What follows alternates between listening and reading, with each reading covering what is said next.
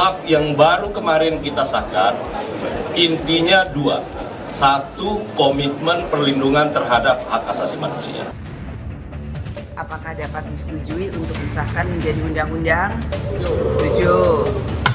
Terima kasih. Kita mendorong untuk penundaan keberlakuan KUHP yang harus dilakukan karena persiapan 5 minggu itu sama sekali tidak relevan. Polemik masih menyertai pengesahan RUU Kitab Undang-Undang Hukum Acara Pidana (KUHP) oleh DPR. Sejumlah kelompok masyarakat sipil mengkhawatirkan KUHP baru sebagai panduan warga berhadapan dengan hukum justru berpeluang membuat penegak hukum berbuat sewenang-wenang. Desakan ini untuk meminta penundaan pemberlakuan KUHP pun mengemuka.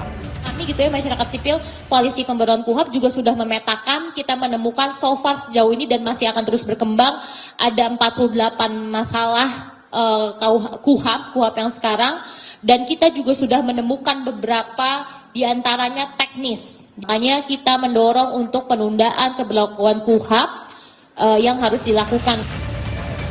Badan Eksekutif Mahasiswa Universitas Indonesia juga sebelumnya menggelar unjuk rasa memprotes pengesahan RUU KUHP dinilai cacat prosedur dan berpotensi membuat aparat semakin sewenang-wenang. RKUHP yang cacat secara prosedural, yang cacat juga secara substansial, sama sekali tidak mementingkan yang namanya partisipasi publik, partisipasi rakyat. Menteri Hukum Supratman Andi Aktas menegaskan tidak ada pasal bermasalah dalam KUHP atau Kitab Undang-Undang Hukum Acara Pidana baru yang akan berlaku pada 2 Januari 2026.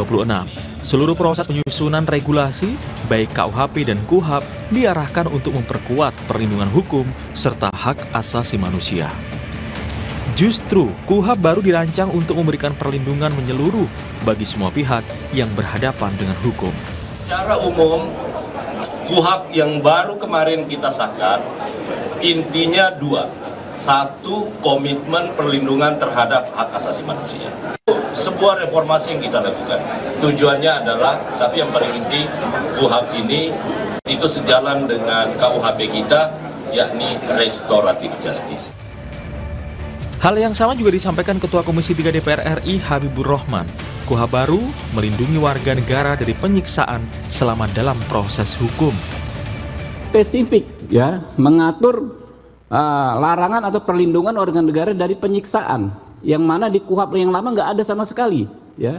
Jadi kita bayangkan kalau KUHP lama terus berlangsung hingga saat ini, tiap hari akan ada korban. Nah, di KUHP yang baru, seseorang sejak awal bisa didampingi oleh advokat, bahkan ketika belum berstatus sebagai saksi. Sejak awal, proses penyusunan RUU KUHP tidak luput dari tekanan publik. Kini publik berharap kepastian hukum dapat secara serius menjamin keadilan, melindungi hak warga, dan membatasi kekuasaan negara.